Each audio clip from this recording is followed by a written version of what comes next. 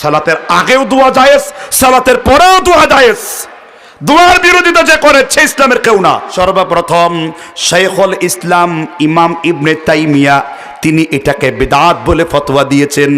হানাফি মাযহাবের ৭২টি কিতাবের ফতোয়ার কিতাবে এই আমলকে বিদআত বলে সাব্যস্ত করা হয়েছে।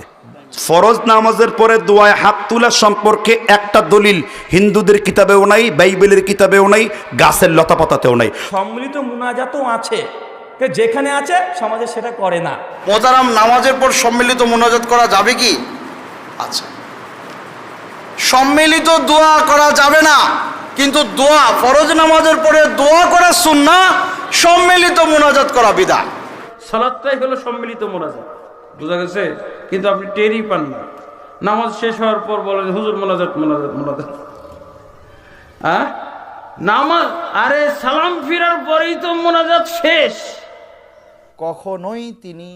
কখনোই তিনি সম্মিলিতভাবে ফরজ সালাতের পরে দোয়া করেন নাই। আমরা দোয়া করি না, একথা শুদ্ধ নয়। আমরা দোয়া করি না, একথা শুদ্ধ নয়। তবে যদি কেউ মনে করেন যে তিনি দোয়া করবেন, যদি আমি এখন মনে করি যে আমি দোয়া করব, আমি দোয়া করতে পারবো, বুঝতে পেরেছেন? দোয়া করা জায়েজ, হারাম নয়, নিষিদ্ধ নয়। কিন্তু রাসূল সাল্লাল্লাহু আলাইহি ওয়াসাল্লাম যেটা শিখিয়েছেন এটাকে আমি উত্তম মনে করে এটা দিয়ে যদি শেষ করি, এটা সবচেয়ে উত্তম, বুঝতে পেরেছেন? ফজর শেষ, মুনাজাত শেষ। আসসালামু আলাইকুম, আসসালামু আলাইকুম, আল্লাহুম্মা আমিন। ফরজ সালাতের পর সম্মিলিত বা এই যেগুলি কথা বলেছেন এগুলি একটাতেও সম্মিলিত মুনাজাত নাই। সম্মিলিত মুনাজাত নাই। যদি কেউ কখনো মাঝে মধ্যে দুই একবার করে, এটা গুনাহ হবে না, কবিরা গুনাহ হবে না। সালাতের পরের সাথে সম্পৃক্ত করে যেটা করবে এটা বিদআত হবে। অনুরূপভাবে ঈদের সালাতের পরে সম্পৃক্ত করে নির্ধারণ করে বিদআত হবে। জানাজার পর নির্ধারণ করলেও বিদআত হবে। সভা মাহফিলের পরেও নির্ধারণ করে সবসময় করবে, এটা বিদআত হবে। বিবাহের পরে সবসময় করলে বিদআত হবে। তবে এমনিতেই দোয়া করা জায়েজ, কোনো সমস্যা নেই। ব্যক্তিগতভাবে সবাই দোয়া করবেন। এখন সবাই যদি কোনো আল্লাহ, একজন বললেন আল্লাহ সবাই এই বিয়েটা কবুল করো, আলহামদুলিল্লাহ আমিন বললেন, কোনো সমস্যা নেই এটাতে, এটা বিদআত হবে না। হ্যাঁ, অনুরূপভাবে হাত তুলেও যদি কেউ কোনো বলেন যে দোয়া করা, আল্লাহ তুমি এই বিয়েটা বরকতময় করো, দোয়া করা সবাই মিলে, কোনো গুনাহ হবে না এটাতে। কিন্তু এটাকে নিয়ম বানিয়ে ফেলা যাবে না, অর্থাৎ প্রত্যেক বিয়েতেই আমরা হাত তুলে দোয়া করবো, এটা যেন না করে কেউ। ফরজ নামাজের পরে কোনো জামাতবদ্ধ দোয়া নাই, কোথাও নাই। নবীজি জীবনে একবারও করেন নাই। যারা ফরজ নামাজের পরে সম্মিলিত মুনাজাত হাত তুলে করেন, তারা একটা বেদাত করে নামাজটা শেষ করেন। একটা বেদাত, কবিরা গুনাহ করে সালাতটাকে শেষ করেন। এই সালাত যদি কবুল না হয়, এটার দায় তাদের ঘাড়ে যাবে, আমরা নিতে পারবো না। সালাম ফিরাইয়া তুমি তো চেম্বার থেকে বাইরে হয়ে গেছো, এখন আর চাওয়া চাই নাই, এখন জিকির করো বসে। তারা বলেছেন সেটা জায়েজ আছে, কিন্তু এটাকে নিয়মে পরিণত করা যাবে না। এটা অনেক শায়েখদের মানে যে বক্তব্যটা এসছে, হয়তো তার ভিত্তি এটা থাকতে পারে যে দোয়া করা তো জায়েজ, দোয়া করাতে যদি একটা এইভাবে সবার সম্মিলিত আয়োজন না থাকে, তাহলে একজন দোয়া করলে অন্যরা তার সাথে আমিন বলা, বা কেউ একজন যদি হাত তুললেন, তাহলে তারা বলেছেন যে অন্যরা হাত তোলার ব্যাপারে যেহেতু নিষিদ্ধতা আসেনি, তাহলে সেটা নিষিদ্ধ নয়। কিন্তু এখানে আরেকটা বিষয় থাকে, যদি এটা আপনি নিয়ম হিসাবে জারি করেন, তাহলে আপনার দলিল লাগবে। বিশ্বনবী নিজে বদরের ময়দানে এত উঁচা মোনাজাত করেছিলেন, তার বগলের সাদা জায়গা পর্যন্ত দেখা গেছে। তো মোনাজাত যদি হারামি হয়, তো মোনাজাত করেন কোন কারণে? প্রতারক হুজুর দেয় না, আসসালামু আলাইকুম রহমতুল্লাহ, আসসালামু আলাইকুম, আলহামদুলিল্লাহ বিহাক্কে লা ইলাহা ইল্লাল্লাহ, সবাই দাঁড়িয়ে গেছে, এখন সুন্নাত পড়বে, 4 রেকাত 6 রেকাত সুন্নাত চালাচ্ছে। হুজুর, ধর্ম কি আপনার বাপের সম্পত্তি? 42টা সহিহ হাদিস আছে হাত তুলে দোয়া করার ওই বইয়ে, 36টা হাদিস খালি বুখারী মুসলিম থেকে দেওয়া আছে। 16টা স্থান আছে কোথায় হাত তুলে দোয়া করতে হবে। আর হুজুর সালামের পরে সবাইকে নিয়ে এভাবে মেরে দিল, জিকির করতে দিল না। যদি তিনি এই কাজটা করতেন, তাহলে কি পরিমাণে হাদিসে থাকতো যে নবীজির সাথে আমরা সবাই হাত তুলছি? একটা হাদিসও নেই। কথা কি বুঝাইতে পারছি? বাংলাদেশের সবচেয়ে বড় মাদ্রাসা হাটহাজারী মাদ্রাসা, সেখানে 5 ওয়াক্ত নামাজের পর সম্মিলিত কোনো দোয়া হয় না। প্রত্যেকে যার যার মতো দোয়া করে, নামাজের পর দোয়া কবুল হয়, যেন আপনি দোয়া করেন, দলিল আছে। এজন্য আপনি যদি চান সম্মিলিত করতে পারেন, কোনো সমস্যা নাই।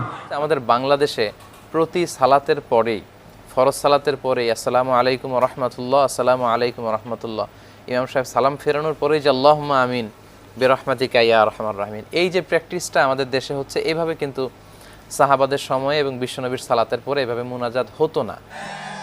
আবার বলে যে কে বলেছে হাদিসে নাই, আমরা অস্বীকার করেছি নাকি হাদিসে নাই?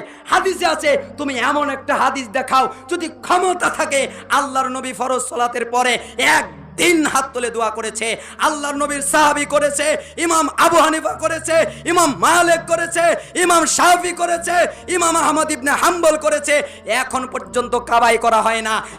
এটা জরুরি নয়, জরুরি মনে করলে বিদআত হবে। ইলতিজাম মালা ইলজাম, যেটা জরুরি নয় সেটাকে জরুরি মনে করা।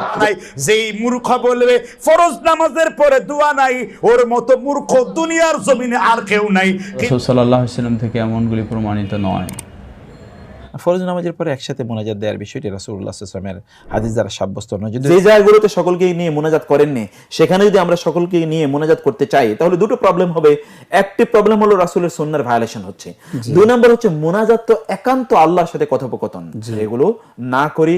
এখন কেউ প্রশ্ন করবে, এটা মনে করেন একদলা গু পাক না পাক, আমি কিন্তু গোবর বলিনি, কারণ ইখতিলাফ আছে কিছু, আমি জানি আপনারা বুঝবেন, এই জন্য গু বলেছি। এটা মনে হয় একদলা গু পাক না পাক, এটা ভালোবাসবো নাকি না করবো? এক জগ পানির ভিতরে দিয়ে দিলাম, গুও না পাক পানিও জায়েজ। মোনাজাত নিয়ে কোনো একতলাপ নাই, এটা উত্তম পদ্ধতিটা। যদি আমার রাসূলের বাহিরে যায় এটা সুন্নত হবে না, এটা বেদাত হয়ে যায়। এটা পদ্ধতিটা নিয়ে একতলাপ। শুধু ফরজ নামাজের পরেই সম্মিলিতভাবে হাত তুলে দোয়া করা বিদআত। রাসূলুল্লাহ সাল্লাল্লাহু আলাইহি ওয়াসাল্লাম তিনি ফরজ নামাজের পরে সাহাবায়ে কেরামকে সাথে নিয়ে সম্মিলিতভাবে দোয়া করেছেন, মুনাজাত করেছেন, তা হাদিস দিয়ে সাব্যস্ত নয়। সুতরাং এটা করা ঠিক হবে না, এটা খেলাফে সুন্নাহ অথবা এটা বিদআত। আপনারা এখন পর্যন্ত যা শুনলেন তা কেবল কোনো একটি ব্যক্তিগত মত নয়, বরং কুরআন ও সহিহ হাদিসের আলোকে বহু বিশ্বস্ত আলেমদের একমত মতামত। ফরজ নামাজের পর সম্মিলিত মোনাজাত, এটি রাসূল সাল্লাল্লাহু আলাইহি ওয়াসাল্লাম, সাহাবী, তাবেঈন বা চার ইমামের আমল নয়। এই আমল আমাদের সমাজে চালু হয়ে গেছে, কিন্তু এর জন্য কুরআন হাদিসে কোনো দলিল নেই। দিনে নতুন কিছু সৃষ্টি করা, তা যত আবেগ দিয়ে করা হোক না কেন, বিদআত। রাসূল আলাইহি ওয়াসাল্লাম বলেছেন, যে ব্যক্তি আমাদের এ ধর্মে এমন কিছু নতুন উদ্ভাবন করল যা এর অন্তর্ভুক্ত নয়, তা প্রত্যাখ্যাত। সহিহ বুখারী ও মুসলিম। আমরা কারো ইবাদতের ভুলে তাকে অপমান করতে বলছি না, বরং দাওয়াত দিচ্ছি, সত্য বুঝে নিন, দলিল বুঝে চলুন। ইবাদত যদি রাসূলের দেখানো পথে না হয়, তাহলে তা আল্লাহর কাছে গ্রহণযোগ্য হবে না, এটাই ইসলাম। এখন আমাদের দায়িত্ব হলো নিজে শিখে আমল করা এবং অন্যকে ভ্রাতৃত্বের সঙ্গে বুঝানো। এই ভিডিওটি আপনাদের জন্য তৈরি করেছে এবি ওয়াজ কালেকশন, একটি হকপন্থী ইসলামিক চ্যানেল যেখানে আমরা কেবল সহিহ দলিল ও নির্ভরযোগ্য আলেমদের বক্তব্য উপস্থাপন করি। আমাদের চ্যানেলের উদ্দেশ্য বিতর্ক নয়, বরং দ্বীনের সঠিক শিক্ষা ছড়িয়ে দেওয়া, বিনয় ও হৃদয়ের স্পর্শ দিয়ে। ভিডিওটি উপকারী মনে হলে চ্যানেলটি সাবস্ক্রাইব করুন, আপনার প্রিয়জনদের সঙ্গে শেয়ার করুন এবং আমাদের পাশে থাকুন হক পন্থার দাওয়াতে। আল্লাহ আমাদের সকলকে সহিহ আকীদা ও সহিহ আমলের উপর পরিচালিত করুন। আসসালামু আলাইকুম ওয়া রাহমাতুল্লাহ।